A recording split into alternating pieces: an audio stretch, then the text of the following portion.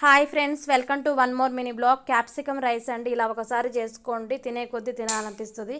నేను చూపించిన విధంగా చేసుకోండి. కొద్దిగా ఆయిల్ అయితే వేసుకొని దాంట్లో అల్లం, జీడిపప్పు, జీలకర్ర అయితే వేసుకోవాలండి.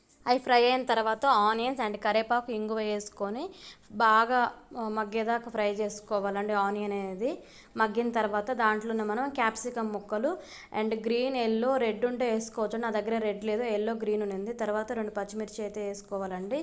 మొత్తం కలుపుకోవాలి. ఎక్కువసేపు మగ్గనియొద్దండి ఆయిల్ అనేది. క్యాప్సికము కసక్కమంటుంది పంట కింద. అలా కాకుండా ఇలా దోరగా అయితే ఫ్రై చేసుకున్న తర్వాత ఎండు కొబ్బరి, కొత్తిమీర వేసుకొని కలుపుకోవాలండి. బాగా ఎక్కడ అడుగు అంటుకోకుండా సాల్ట్ వేసుకొని ఒకసారి తింటే మళ్ళీ మళ్ళీ తినాలనిపిస్తుంది. తర్వాత ఒక బౌల్ నిండా రైస్ అయితే తీసుకొని ఉడికించుకున్న రైస్ని అయితే వేసుకొని బాగా కలుపుకోవాలండి. దగ్గరగా కలుపుకోవాలి, ఎక్కడ అడుగు అంటుకోకుండా. లాస్ట్న మిరియాల పొడి అలాగే కొంచెం కొత్తిమీర వేసుకొని కలుపుకుంటే ఎంతో టేస్టీన లంచ్ బాక్స్ లేక చాలా ఈజీగా అవుతుందండి. ఇంట్లో ఏదైనా వండుకోవాలనిపించడం ఇలా ఒకసారి ట్రై చేసి తినండి. చాలా బాగుంటుంది, నోటికి రుచికరంగా.